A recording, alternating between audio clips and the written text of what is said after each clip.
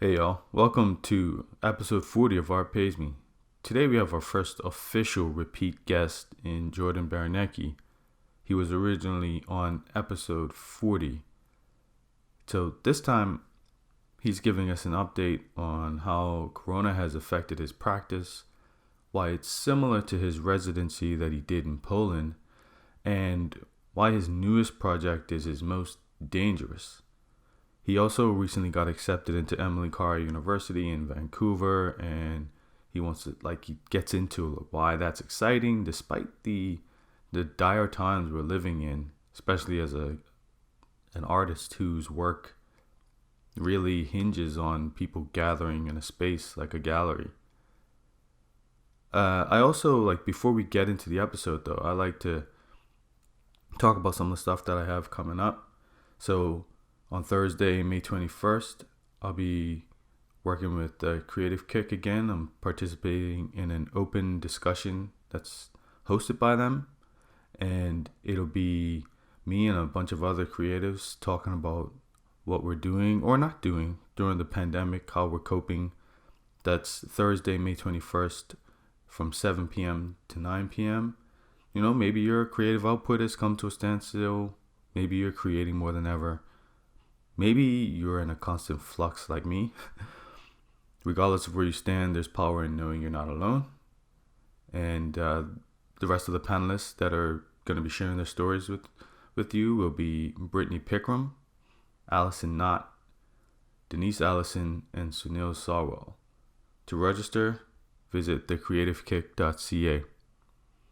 I also have another initiative that's coming up that I can't really give too many details yet, but if you're interested in learning about podcasting, you might be interested in this. So as I get more details, I will let you know. And so here's something for people who are current NSCAD students or NSCAD alumni. We're doing a thing where we're helping share or build connection with the greater NSCAD community. So if you're on social media and you're doing work during this period, and you want to see what other people are working on, make sure you hashtag your work. Hashtag keep creating NSCAD. And I'm sharing my work on there. A bunch of other people are sharing their work and I'm checking it out. So make sure you jump in and participate. Let's get into the show. What up, artists? My name is Dwayne Jones. I'm the creative director and founder of a lifestyle brand called Art Pays Me. This is the Art Pays Me podcast, and I'm passionate about finding ways that people like you and me can make a living for ourselves off of our creativity. And, maybe we can make the world a better place at the same time. Let's get into it.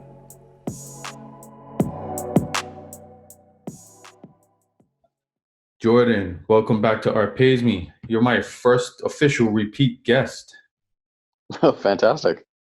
Yeah, I kind of had people, well, I did like a group panel, I guess you could say. And then one of the people I did the panel with was actually a guest on the show separately.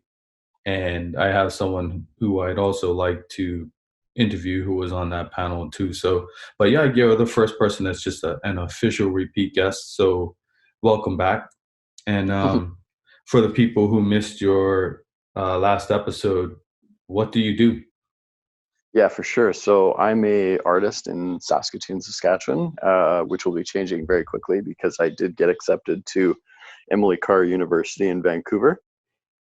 So I Right. will be venturing there in September to pursue a master's in fine art with a specialization in public art. So large scale, 6-figure, 7-figure budget, working with lots of people, getting lots of people involved. So it's going to be quite the big transition from my current art practice, which is a lot of two-dimensional work and some semi-large installation-based work. So it'll be a challenge, but I'm definitely excited to take the next step in my career for that stuff.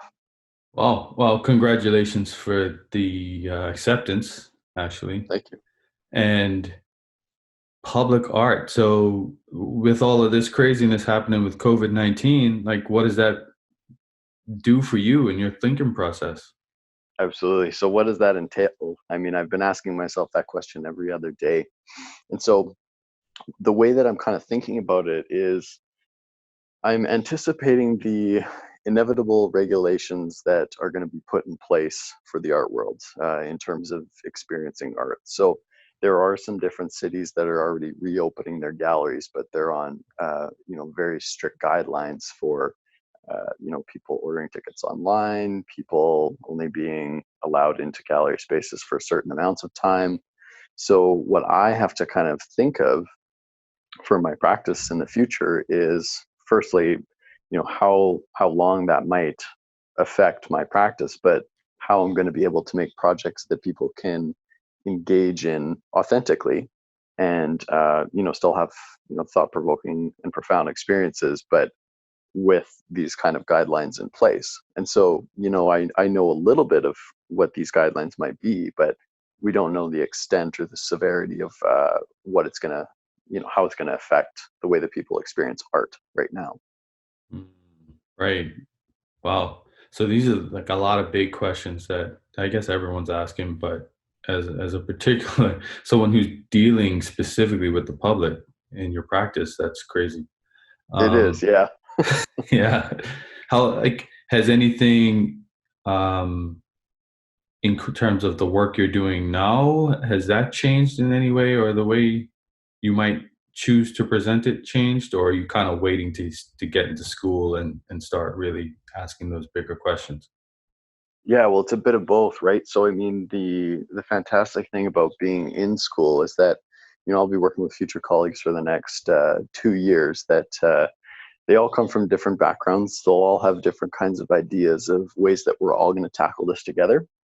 So that's what I'm really excited about is these engaging opportunities with all different kinds of professional artists.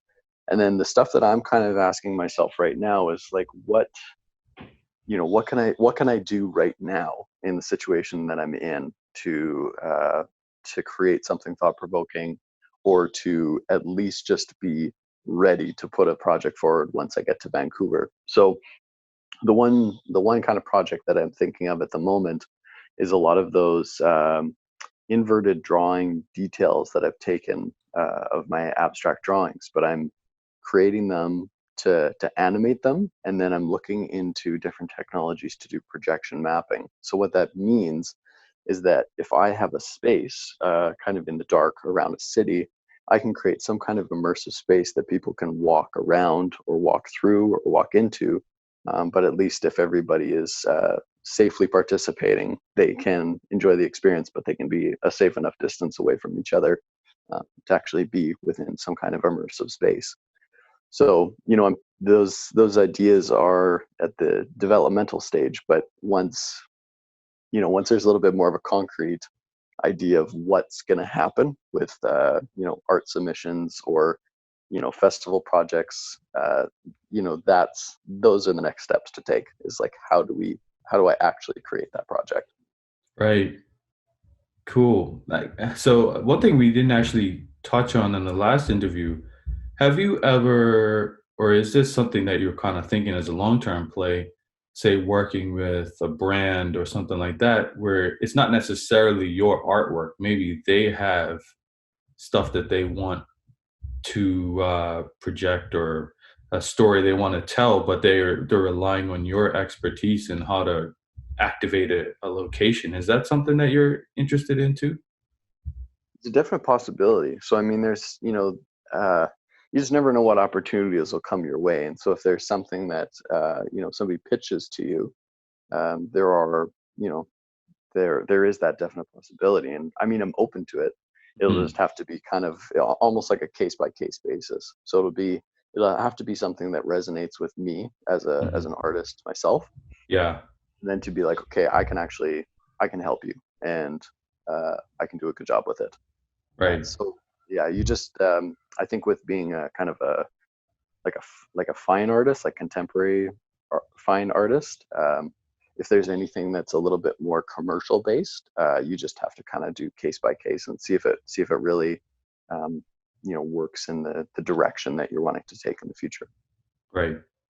Yeah. Hmm. Okay. Yeah, that's cool because every now and then I'll hear about, say, like a Nike or an Adidas or even someone like a beverage brand. They seem to have pre-COVID these like super interesting live events where someone with that skill set, I think, would do really well. Yeah. Absolutely. And you know what? If Nike came knocking, I'd be a fool not to take the opportunity. Yeah, that would be to, I mean, if you did turn it down, I'd be like, wow, that's Yeah. I would be a little bit impressed actually. You must have something really pressing going on. Yeah, exactly. Exactly. Very true. Well, you So, know what, that projection mapping technology, there's a lot of different commercial companies that use it. So, they create, different light experiences on their sneakers, or they, will create their menu board that's illuminated instead of mm, actually physically writing something out. So there are different companies that are looking into this projection mapping for commercial business. right, right. Cool. So, when you got accepted into Emily Carr, right? Sorry, was that? Hmm. Yeah. Um, they have they been in touch with you as far as like what the learning environment's gonna look like? Yeah, so right now they still have summer courses going on. There's different kinds of rules and regulations in place for how people are able to continue these courses. And so we had a really really nice virtual meeting a couple weeks back where I was able to meet a lot of the my future colleagues in the master's programs that I'll be spending some time with. And a lot of the faculty from the graduate studies had stated, there's different things that are going to be happening this coming year in the fall. Our summer students are a bit of the pilot project. So a lot of the universities, I mean, even across Canada, are looking very closely and daily at what kind of experience they're going to be able to give their students in the summer and the fall. And so that's what I mean, that's the burning question for me, right? Is that, am I able to spend as much time in my studio? Am I able to utilize the facilities that I was really interested in prior to even getting accepted to Emily Carr? So Mm, I'm having all of these different questions of what kind of experience with my education I'm going to get. But then on the flip side, there's also this really like exciting energy that came from that meeting, because the way that we looked at it is we're in this moment in history that is undoubtedly very scary, but there's a lot of potential for artists to create things that are very impactful within history and to change different ways that we experience art, and I would say for the better. So there'll be lots of things that we maybe held very high before everything that happened with COVID-19. Those might not be as important once we get out of COVID-19. So maybe, you know, large prices on just regular paintings, that might not be a thing anymore. Maybe right. people are really going to be striving for what kind of social experience can I have with people that's meaningful, instead of, just crowding around the Mona Lisa. It's Mm, like those kinds of questions and curiosities are what I'm really interested in when I get to Emily Carr. And I'm really glad that the university is taking that kind of direction, as like, this is very scary, but we're going to have an amazing opportunity to potentially change the course of history. And that just puts any fire under any artist that really wants to be an artist. And mhm. it makes a whole lot of sense to be excited about an education right now. Yeah, that's a great way to look at it because you could get really depressed and down in the dumps and everything like that. Which I'm not gonna lie, sometimes I struggle too with that, but at the same time, I think that thinking is what sort of pulls me out too. Is just the people who are able to survive. It means that they've innovated in some way or done something interesting, and that's a whole new platform for the future.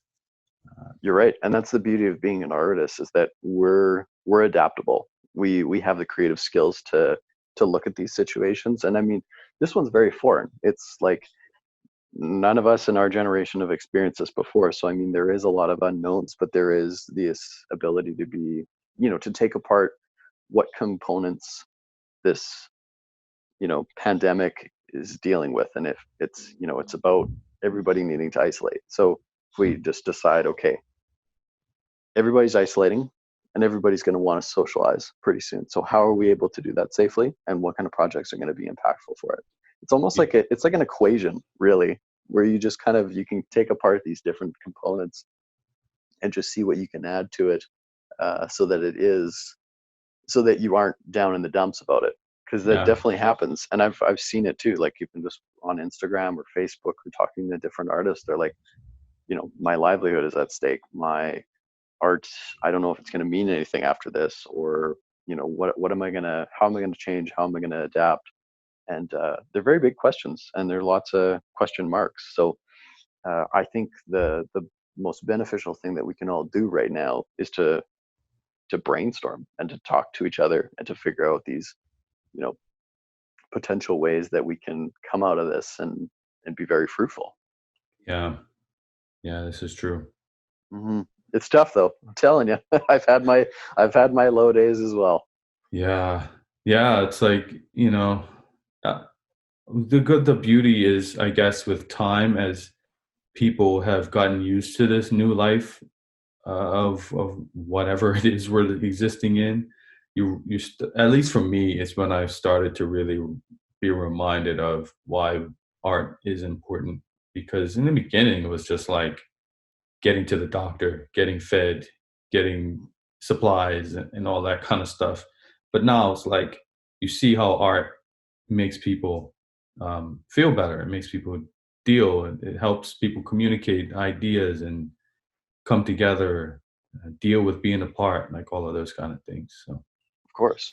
And yeah, that it kind of reminds me of the time that I was in Poland. So when I went on that artist residency in 2018 yeah, to Poland, I spent 45 days alone in a studio space. like In jail. a Basically, it was a weird feeling, man. I felt like I was in jail for a little while.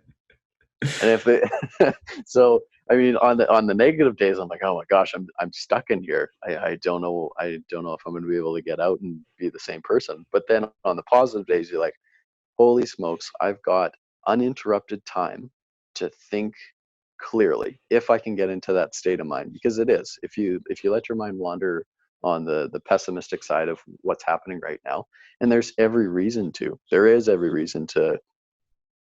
be very upset about what's happening. But if you think about it from the positive side of things, you've got just about uninterrupted time to think as creatively and as openly as you want. And so that's kind of what happened in Poland. Is artist residencies for artists are, I mean, there's hundreds of people that apply to residencies, especially for different ones that are very high up there, for uninterrupted time to create work. And usually when an artist goes on these things, it's a very pivotal moment in their art career. Something inevitably changes in the way that they create work, from the time that they started to the time that they end. And so when that happened for me when I was in Poland, I mean, I thought about different ways that I could be ergonomic, so that I don't have to spend a whole lot of money shipping my work and keeping Mm, those costs down. Or I was thinking about different ways that I don't have to spend a whole lot of money, so I'm not wasting for the sake of creating art. And so those different kinds of ideas and the ways that I was thinking and the art that I was making, it all impacted me for the better. I mean, there were mm, definitely days that were terrible, to be honest. I mean, spending 45 days alone and really not having a need to go talk to anybody or socialize, or get out in the sun and just sit there and work. I mean, sometimes those were very heavy days, but you got to think about it in the bigger picture. mm. You have 1 or 2 days that are, pretty crappy, but it's uh it's important to think about it in the long run, in the bigger picture. So in terms of your like creative process, how I'm curious, did you take that thinking time to disconnect from the internet as well, or were you kind of relying on the internet as input? At that time in Poland, I really didn't pay attention to the internet. I was Huh. thinking, I looked through a lot of sketchbooks. I did a lot of writing, and I just took the influences of what was in my head at the time. And Hmm. it's sometimes it's quite difficult to be like, okay, what am I really after with my art practice without any kind of influence of the outside world? Yeah. Because some artists they identify with the influences they have, but when you really ask them, okay, well, who are you as an artist? What kind of stuff are you really interested in outside of those influences? Sometimes they draw a blank, and it's like, Mhm. well, why can't you answer that own question about what kind of who you are as an artist? And yeah, sometimes it is because we rely on technology or outside sources to influence us instead of just looking at it internally. Yeah. And that's a tough thing sometimes too, because you're like, okay, well, what do I care about? And I mean that's the first time that I dropped out of my first art university because I didn't know what I was passionate about. And then I did a bunch of Mm, panic moves, and then I kind of spiraled into it's like, who am I as an artist? And I yeah. didn't know how to answer it. And I was like, okay, well, I've tried, Yeah. and I don't want to do this anymore. And so those are I mean, it's a daunting task to be like, okay, what really hits me internally to my core to actually produce something and want it out in the world. It's heavy. I probably do it every 6 months where I just like close everything out and sit and stare at nothing and Yeah. just like say, what do I care about? What do I want? Why am I doing this? And a couple times I've come up with nothing and I'm like, I don't care about anything and I don't want to do anything. And I find those are the times when I'm just not in a space to create. Period. It's just like, yeah, Yeah. it It's sucks. a tough one sometimes. I think the misconception too is that people think that as us creatives, we're creative all the time. It's Yeah, like, yeah, we just like we get to a blank piece of paper and we're like, yeah, we know exactly what we want to do and we're just going to go after it. But I mean, that is not the case at all. not at all. No, Yeah. actually, that's a syndrome that graphic designers I find deal with. I definitely when I started out more of a fine artist, and then I went into graphic design, and then I kind of started dabbling back into fine art, and immediately I had been doing design for so long, I've been used to getting a client directive and being given very specific things that I'm supposed to accomplish with a creative brief. Taken having that taken away, it was like, what do I want to create? I have no idea. Don't Yeah. know. Not um, sure. yeah, and yeah, and it was actually that point when I started doing this regular practice of asking that question because I thought that having a specific viewpoint as a graphic designer would actually help my practice as a designer. And then it just made me actually want to be a fine artist again. So, Mhm. um, yeah. Yeah, So, you never know what happens when you really just stop and think about, yeah. the kind of stuff you want to create personally. Yeah. Hmm. Yeah. Indeed. Yeah. So curious, like, how are you getting to Vancouver? Are you going to fly? Are you driving? Yeah, so we're gonna drive down. Okay. We'll just, rent the U-Haul van, pack up our lives. I'll obviously be thinking ergonomically about what stuff I'm going to be bringing. And then, yeah, I think it'll just be a matter of seeing how the city of Vancouver is reacting to this. And, I've been following a little bit of the news in BC, and they seem to be slowly opening up the city again, which is nice. I'm kind of we're in the kind of the same boat here in Saskatoon. We're part of this phase program that the provincial government is talking about. So it's to safely and slowly open up the cities. And so hopeful that come fall, which is, about 3 months away, that there will be enough kind of safeties in place where we're able to find a home to live, to continue our education traditionally, let's say, and yeah, to do it safely. So, I'm watching kind of every other day just to see what's happening. Yeah. And then BC was a hotspot at one point for this. It was, yeah, So yeah. we're How's it we're going s- over in the East Coast? so we've had really low numbers in the last few days. I think we had like two the other day, and then one the day before that in terms of new cases in Nova Scotia. That's good. Um, yeah, New Brunswick has been kind of on a roll of not really having much happening there. So Mhm. they started this past weekend lightening some restrictions. So they opened up provincial parks and things like that.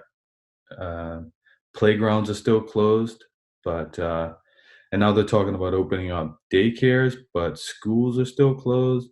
So I'm not 100% sure how that's going to work out. Mhm. But yeah, they're starting to loosen restrictions, and I think that's sort of helping people feel better. But I'm still nervous that there aren't enough things in place yet to prevent a second outbreak, if you want to Yeah, put it that second way. wave. Second wave, yeah. So I'm personally being a little more reserved before I jump out and start doing stuff. But it is, I would say, encouraging that if the government is starting to feel like we should move a certain way, then it's making me feel okay. Maybe they have some information that we don't quite know yet that this things are heading in a positive direction. So Yeah, yeah, very true. It's fingers that little crossed. bit of hope. It's that It's little bit of hope that can just keep us going. you need it, right? Yeah. I mean, It's surprising how lighter you feel when it's like, okay, your government's got a plan now. I'm like, right on, let's do it. yeah, I know, right? Instead of just keeping us, okay, this is the plan. Do nothing. Like, Yeah, what?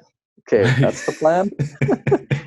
Yeah, like Yeah. my wife's a teacher, and in our minds, we knew they weren't going to open the schools up for the rest of the year, Mhm. but because they weren't saying it, for her, there was just this like underlying stress. What happens if they suddenly decide to open them back up? What happens? What Mhm. happens?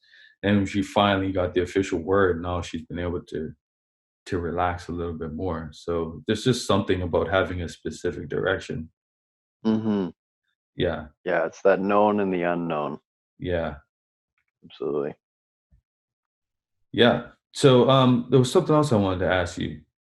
Mhm. Um, are you? Let me say, are you like?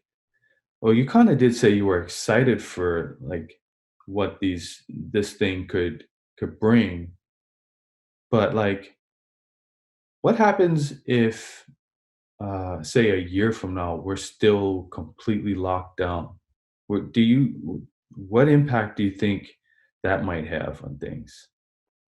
Well, that's a really good question. I mean, I'm definitely staying on the optimistic side of things, where things might go back to some kind of norm. It's obviously not going to be the same.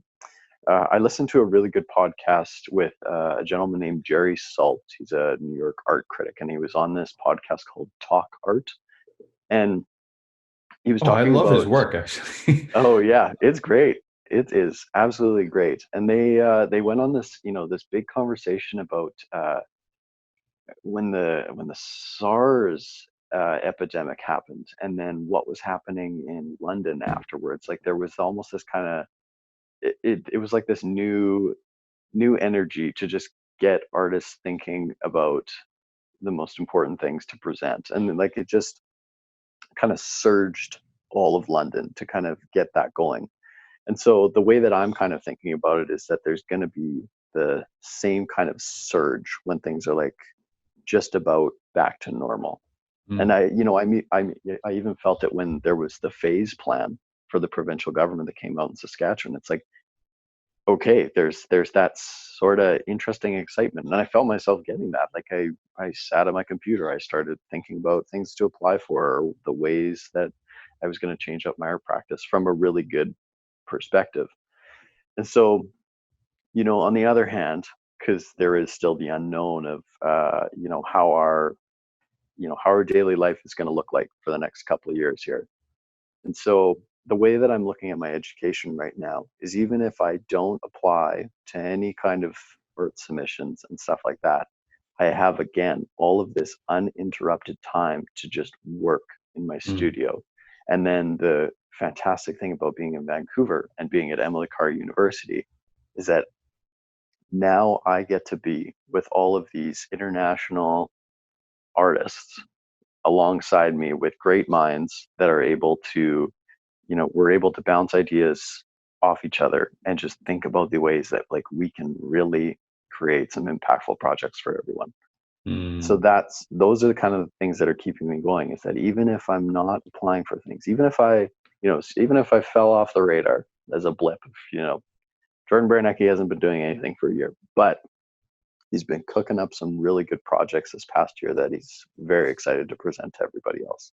Right. Those are the hopeful moments that I'm thinking about for the next little while, because we don't necessarily know when everything's going to go back to normal. Yeah. So instead of just waiting in the unknown, in this very, like, anxiety feeling to be like, okay, when am I able to create work, or like, when am I able to do that? I've just switched my mindset to think, how much time do I get uninterrupted to just create my work? Hmm. And Yeah. that's all I have to think about. Yeah. I don't have to think about, okay, well, which galleries do I want to apply for? Or, like, if that comes along, great. But if I just need to think about creating work, it'll be fantastic uninterrupted time to do that. Mm. That's, and low key, that's something that I sometimes see a lot of criticism of post-secondary education, and that is low key one of the best things about it. Just that fact you have that dedicated time to put towards yourself and your learning and your practice, and the network that you're going to be surrounded by, like people that are respected, or will be respected, thought leaders, young thought leaders. I think it's an invigorating time. So that's great, actually. It's a really good feeling. And when we had that virtual meeting, it was amazing to see uh, the which people were chosen for this year. So I mean, I'm gonna have future colleagues from Brazil, Dubai, Sweden, you know, Portland, Los Angeles, like Alberta. Like, I'm the one Saskatchewan, like, boy within this program, which is really fantastic. I mean, I'm so grateful to just be part with all these people, but I'm like, there's amazing international talent that's coming to Emily Carr this year, and those are going to be my colleagues. I'm like, this is great. Like, I can't ask for anything else. Cool. Yeah, it's a good feeling. So you had a project you're working on called Artificial Wind, and you mentioned that's the most dangerous submission you could send right now. Yeah, and it was a bit of tongue in cheek at the time too, but I posted it on Instagram as well. It is this. It's such a playful installation if COVID wasn't going on. And Mhm. so what it is, it's a little black wooden panel with three drill holes in the top of it, Yeah. and there's a sound recording device behind it with headphones plugged into it as well. And so what I've invited the viewer to do is put on the headphones and blow into this panel, and they can hear their invisible breath through their headphones. So it's like this Hmm. continuous loop of hearing the wind. And I just thought about it. And I started laughing. I'm like, I would love to show this project, but there's no way that people would be interested in putting on headphones that you Yeah. know everybody's used and has blown onto this panel to Yeah. hear their own breath. That would be incredibly scary. Right. However, I've used that same idea for different submissions, for different grants and different projects, where that could be developed to hear hear the wind or hear the echo of something, but from a safe distance. So those sound recording devices and those panels and those, and the sounds that we're able to make with our breath, that you know, we blow into the air and we think it's invisible, but it actually makes a sound if you blow into a recording device. Those kinds of ideas are still swirling around in my head, where I'm like, that was a really curious direction that I took with my installations, and I want to continue that. And now I just have to adapt the way that the next project's going to be, instead of just being like, okay, it's a dead end. It's like, no, it's definitely not a dead end. It's definitely has to change, but it can be something very impactful. Right. It could be an entire crowd of people very silently blowing air, like blowing their own air in different directions, and then creating like a whirlwind of sound. I mean, that could be a possibility. Right. Yeah. But so those are the different projects that I'm thinking about, where I'm like, okay, this one's dangerous, which is pretty funny. But Right. what can I do? What can I do to make this project larger and more engaging and more inclusive for more than just one person? Huh. Man. I wish my mind worked that way. I can't Dwayne, you know even. what? I've trained myself to do this, man. This is sometimes these nights keep me up. Yeah. Yeah. I don't. I'm not there. I'm not there yet. Maybe one day I'll get there. Hey, that's okay. All different artists make the world go round. It's sometimes when you think about different fine artists and the way that they think, it's very, I mean, I've had this thing as well. I mean, it's very impressive to sometimes think like that, but it's a very daunting task as well. It's like, okay, well, like, I have to create something out of nothing. Yeah. Or like I go off these little sparks of something, and I got to create a flame, and I got to create this to last and to be authentic and be original, and to potentially stand the test of time. And those are the things that you have to grapple with as a conceptual artist. Yeah. And so I mean, sometimes I'm like, man, if I wouldn't mind just drawing a landscape right now. You know what? That's where I get stuck, actually. So I'm more of your traditional painter, and I'm sort of in the opposite. I don't do work because I don't feel like it's original enough, and now I'm trying to get to a point where I'm okay with it not being original and just putting it out, and hopefully over time I'll get bored enough with what I'm doing that it forces me to become more original. Oh, for sure. That's the way I'm doing it. It's not a bad way to think. It's yeah, you can it's definitely not a bad way to think, to be influenced by something else before you are able to find your own voice. And I Yeah. mean, it's taught within arts education all the time, is like, look at the greats and pick out things that you like. And Yeah. we're all creative artists are influenced around, like, with the world around them. I mean, there's no such thing as a original artist or a unique artist. Like, everybody's taken something from the outside world and created their own ideas. Yes. Yeah. It's all Yeah, filtered through some lens of some way. The brilliance is when sometimes the lens is invisible. Uh, absolutely. Yeah. yeah. And I think that's the thing, is my research, like, behind my art practice, it used to be from a very philosophical point of view. So, and I was looking at the spaces in between things. So essentially nothing. That's what I was looking at. I was looking at nothing for for an influence, for inspiration. Mm. And then when I started to kind of develop as an artist, I'm like, okay, from a scientific point of view, nothing is still something. And that nothing is actually holding our world together, which is dark energy and dark matter. Like, those are different things that hold what we call stuff Yeah. together. I was like, holy smokes, there's a branch of science that deals with the seemingly nothing that's around us. Mm. I'm like, okay, so that's my influence now, and that makes total sense to me.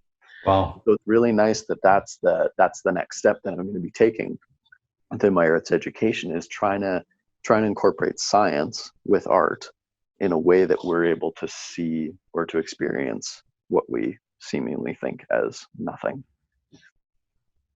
Fascinating. Man, what a road.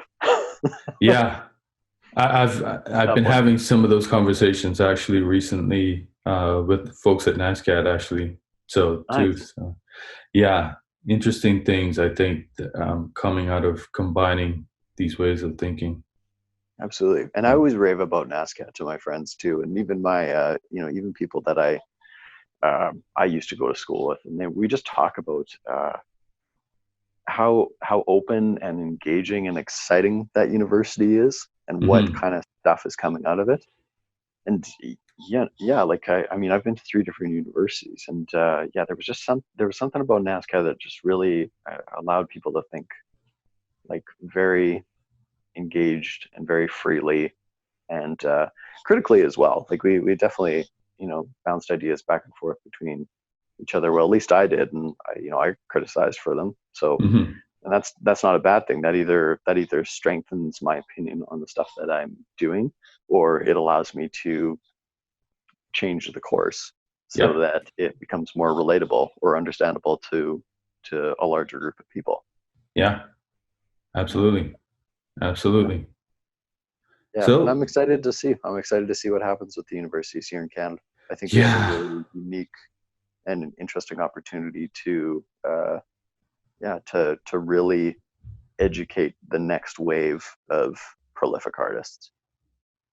I feel that too, man. I think sometimes Canada punches hard and doesn't always give itself the credit that it deserves. And I think that goes across the board. Now, I'm excited to see what comes out of this challenge and how we meet it. So Me yeah, too, and I totally agree with you as well. I think for the longest time Canada's been very polite and very modest, and it's almost undermined itself with its accomplishments. Where it's yeah, like, yeah, like we did this pretty amazing thing, and like we were really grateful, and we did all things, and it's like nobody's ever done this before, and you've yeah. Own done it. it, and you like boast to the tall mountaintops, like go climb the mountains in our provincial parks and like scream it so Yes. that everybody can hear. Because man, I mean, I was just watching the NSCAD thread and seeing the students that were getting awards, and like the faculty that were doing amazing things during this time of COVID. I'm like, damn, like that needs to be heard, and it needs to be heard loud. And oh, like it fuels me to just keep going, and knowing that there are so many amazing people here in Canada that are really like pushing to be really good. Yep. Love it. Yeah. I love it too, man. So, for the people that didn't hear you in the first episode, check out episode 40. That's the first episode Jordan made an appearance on. And Jordan, is there anything you want to talk about that you need to promote? Keep your spirits up, everyone. I think that's the biggest thing, especially for creatives. It will be incredibly profound to know that artists are going to play a major role in getting the world back to normal. Well said. Well said. So, where can people find you actually? Yeah, so my main source of promotion is on Instagram at Jordan Baraniecki. Simple stuff, and then I'm always very active on my website as well, posting my new projects. So that is just jordanbaraniecki.com as well. Sweet. And I'll put all the links in the show notes. And Jordan, thanks again for hopping on Art Pays Me again. Thanks for having me. It was a really good talk. Peace. Thank you so much for listening to the Art Pays Me podcast. Thank you to Langy Beats for the theme music. If you got anything out of this show, please rate, review, and subscribe on whatever platform you're listening on. The more you do this, the more reach the podcast gets, and the more artists I can help learn to make a living at what they love.